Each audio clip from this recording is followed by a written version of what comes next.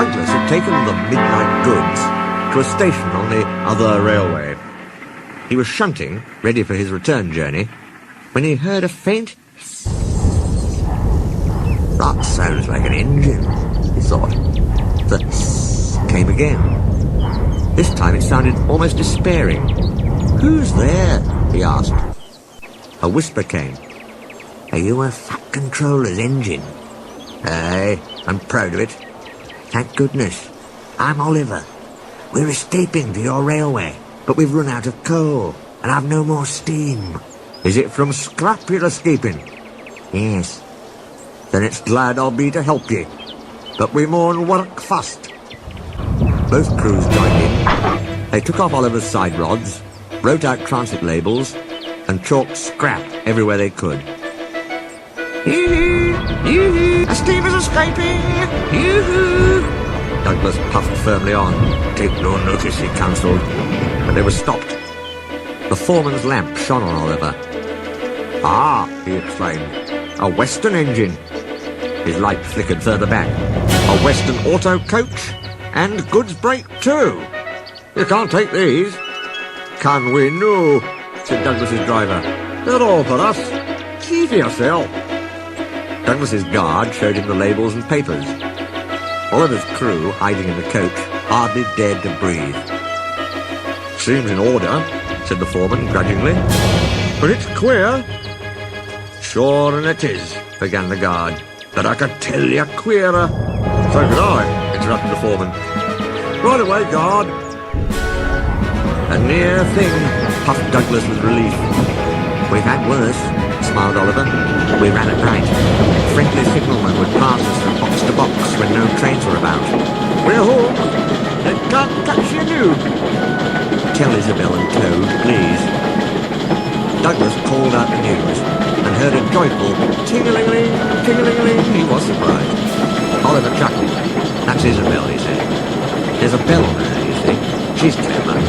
When we go out together, I pull one way and push the other. When I pull, I can see ahead. When I push, I can't. So Isabel keeps a good lookout and rings a bell to talk to me. Douglas was impressed. We got on well till Control heard about a mystery train. Then they tried to hunt us down. What did you do? A signalman let us hide on an old quarry branch. Driver, fireman and guard blocked the cutting with rubbish and levered one of the approach rails away. We stayed there for days, with diesels baying and growling like hounds outside. I was very frightened then. Small blame to ye, said Douglas feelingly. About this dude, he continued. Is he? Who'd you wished, said his driver. Yon's the works. We maun slip in unbeknownst and find a place for Oliver. Douglas tried hard to be quiet, but the night foreman heard them and had to be told their secret. I know just the place, he said, and showed them an empty siding nicely hidden away. Oliver said goodbye and thank you, and Douglas puffed away. Yon's an enterprising engine, he thought. I won away here with Donald, but I'd have been feared to do it on my own. Douglas arrived back in time to see Flying Scotsman take his enthusiasts home. The Fat Controller said they'd all been honoured, and thanked Flying Scotsman and his owner for their help. Please tell everyone, he went on, that whatever happens elsewhere, steam will still be at work here.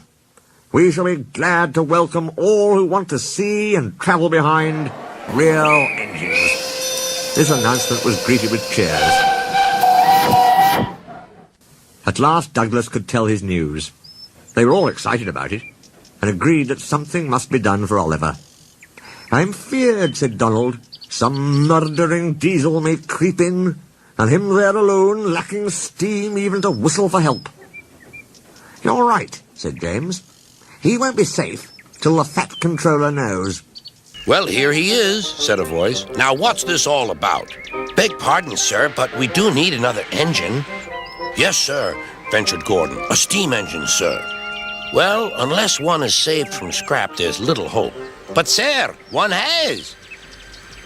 Yes, indeed. And thanks to you, Douglas, he is now at our works.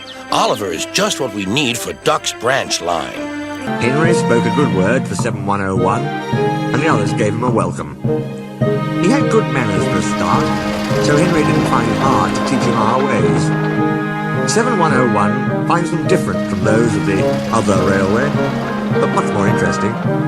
He is now quite a useful engine. They teased him at first because of his growls. They said he was like a bear. He still growls, not because he's cross, but because he can't help it. His name, Bear, has stuck. He likes it. It's nicer than just a number, he says. Having a name means that you really belong. The Fat Controller soon had Oliver, Isabel and Toad mended and painted. Then he rescued 3 more Western Auto coaches. 2, Alice and Mirabelle, he gave to Duck. The 3rd, Dulcie, joined Oliver and Isabel. Duck and Oliver are happy on their branch line. It runs along the coast to the small railway. We reopened branches, they boast. They're very proud of this indeed. The others laughed at first and called their branch the Little Western. Duck and Oliver were delighted. And now, no one ever thinks of calling it anything else.